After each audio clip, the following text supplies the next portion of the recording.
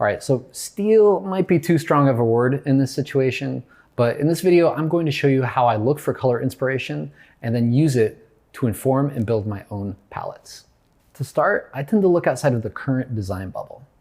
I'll spend time Googling photography, nature, food, textiles, vintage graphic design, basically anything that isn't in the contemporary design sphere on the internet.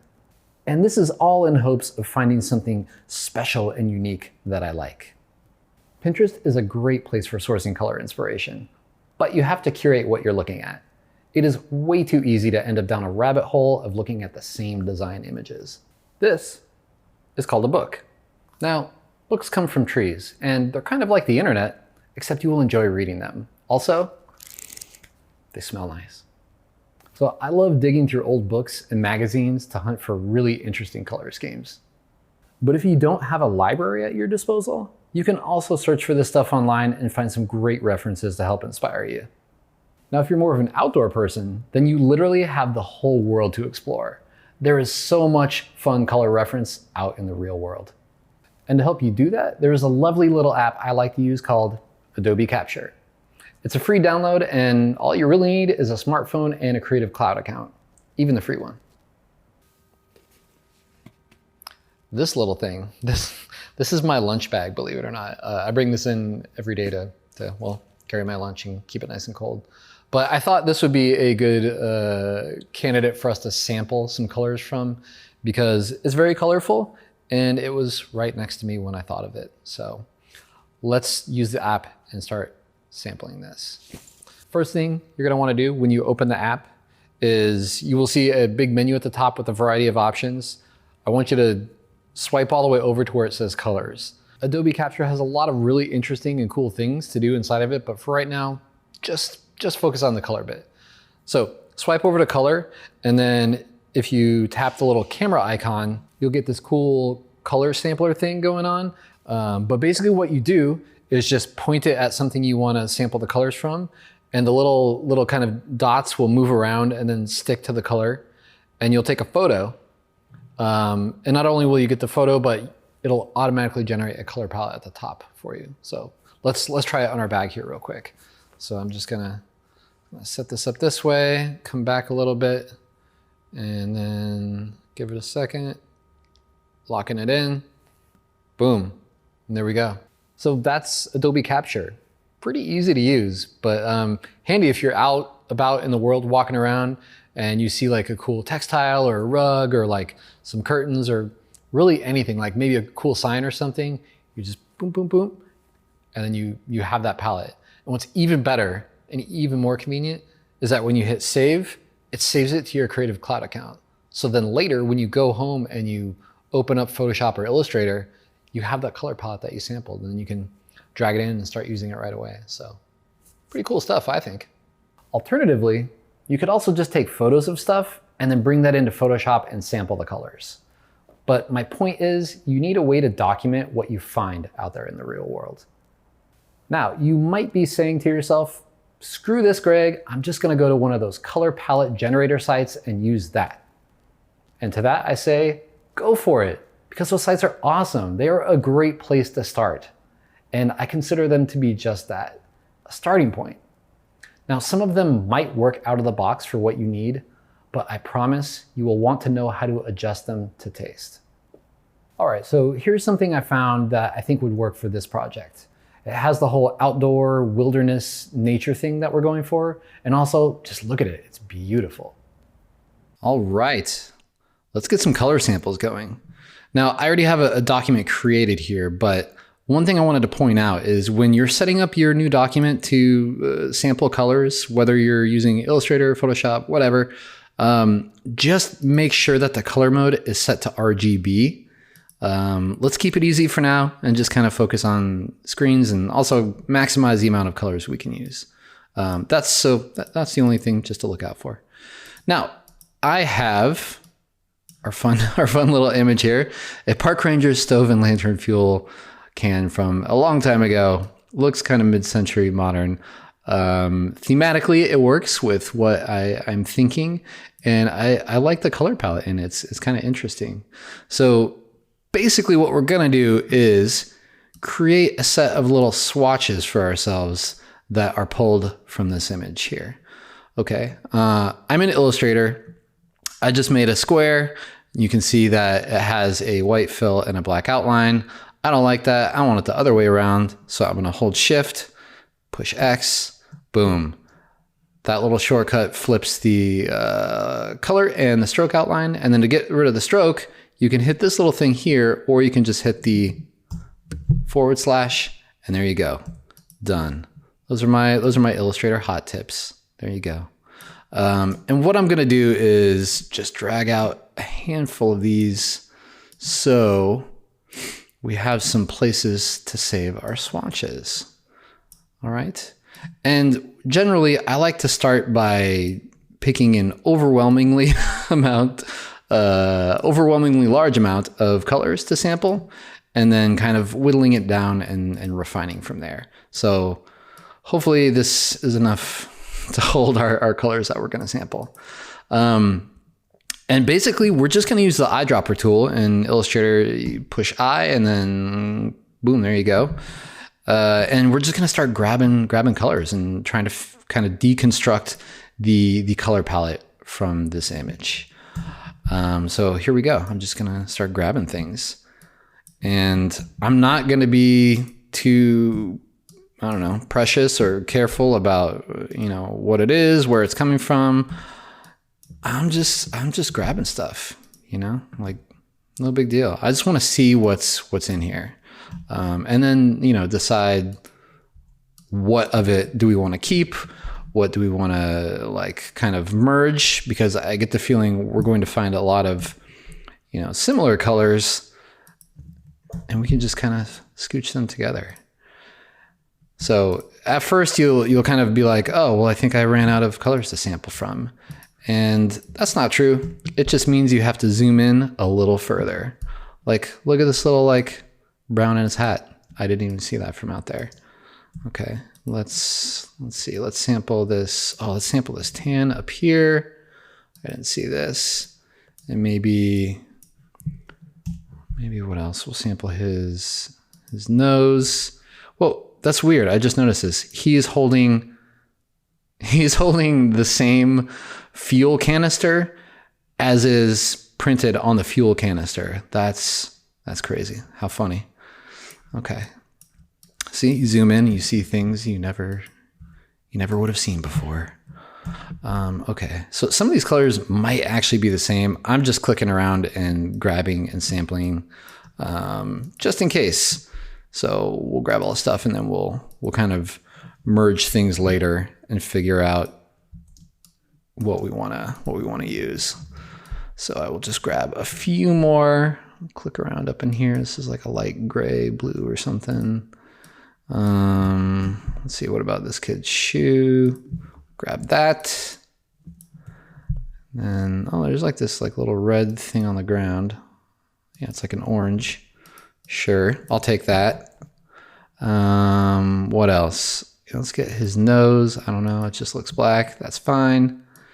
And are these fish? I don't know. Let's see what the fish are. Oh, like a peach. Okay, I think that's a good enough place to start. So here, we'll get rid of these last two. Right, so we've done sort of step one, which is bringing an image in, sampling all the colors from it. That's too many colors to work with. I think from here, what I would do is start organizing these by their hue, and then probably merging and deleting some. So let's just do that. So I'm going to, let's move greens down here.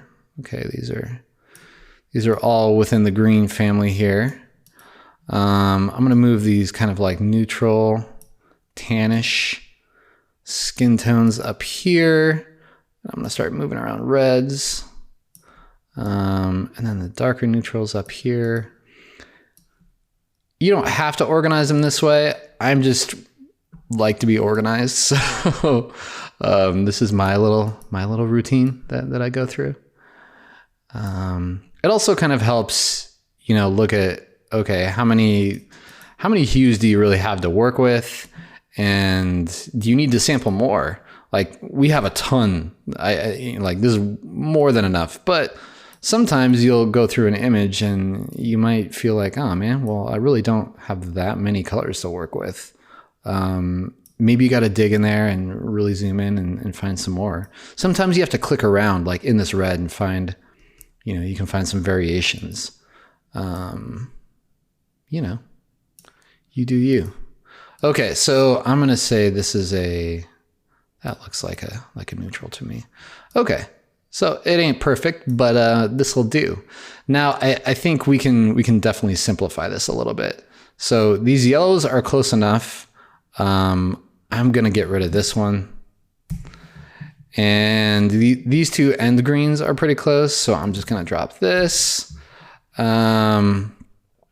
I know they're not exactly the same, but these are pretty close in brightness and value, so let's get rid of you. These two look very similar, so let's get rid of this one. And I feel like maybe we can even get rid of this one too. Yeah, why not? I'm okay with that. These two reds look the same, so I'll get rid of you. And these are pretty close as well, so I'm gonna get rid of this one. Same goes for these two. I know this is a little duller, so I'm gonna keep the brighter one because I like it. And that's my decision.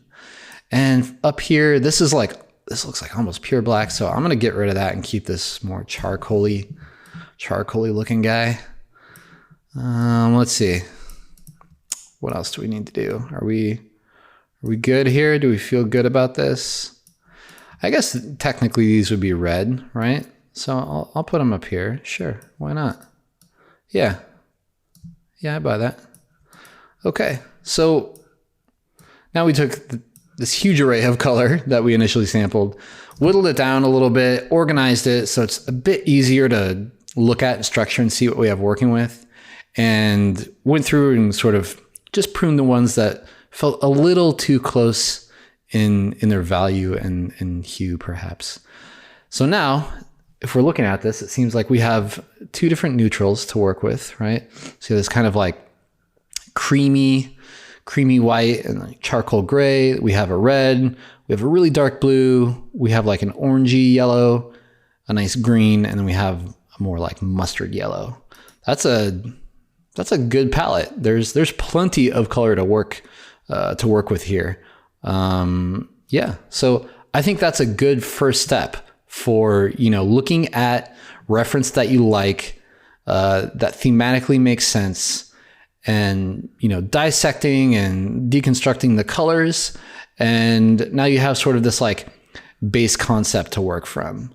Now from here, I think what we would do is we would start to refine this a little more, do some color interaction tests to figure out like how do these colors work together, is there enough contrast, and then start to really kind of make the palette our own. But great first step. So here we go. So I went ahead and brought in a few more images from our reference and sampled those colors and whittled them down to what I think the bare essentials were. And I just wanted to show you, you don't have to do this many images, but the difference between, just doing two different things. So initially, we had, here, let's zoom in here, this kind of fuel canister, and we got this really vibrant kind of color palette pulled from it. But if we move over to this photograph of Yosemite, I believe it is, we get a much different palette, and it's just as vibrant and colorful, but feels very different. And if we move around and we look at some of these other ones, like this is a bit softer. We're getting some of the pink and maroon from the beanie, and like we get this cool like kind of fashion color scheme going on. And then this other photo from what I believe is like a fine art piece, it's very, very muted. But that's really cool, and that might be something that maybe we want to head more toward. This is where the concept of, subjectivity comes into play, because all of these images thematically tie into what I want and the kind of like feeling I want to evoke.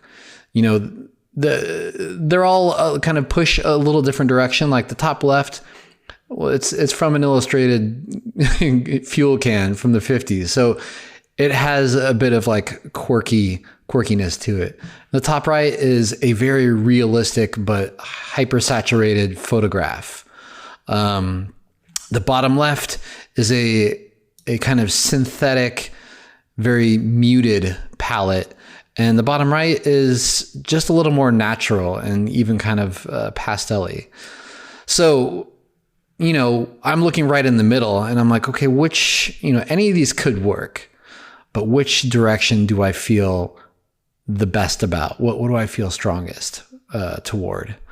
And that's a decision that I think is really up to you as a designer or creative person, is to give yourself some guidelines to work within, but then also be able to make an informed and kind of like a personal decision about what you think would work best. Okay, so after some very careful deliberation, I've decided to base our color palette off of this set right here. And the reason, other than I just kind of like this one the most, is, you know, I think there's a nice variety of color and tone. And I don't know, I think we'll have a lot of options to work with for all the different kind of needs for our artwork. So we've got a decent little color palette going here, but we need to test it and refine it a bit to see if it'll really work for what we need. However, before we get into that, it is time again for homework. Your homework for this section is to find color reference that aligns with your concept. You can use the internet machine, find a cool book, or even go outside and experience some real life. Regardless of what you decide, I want you to find something you like and start sampling color. And don't overthink it, just document and sample.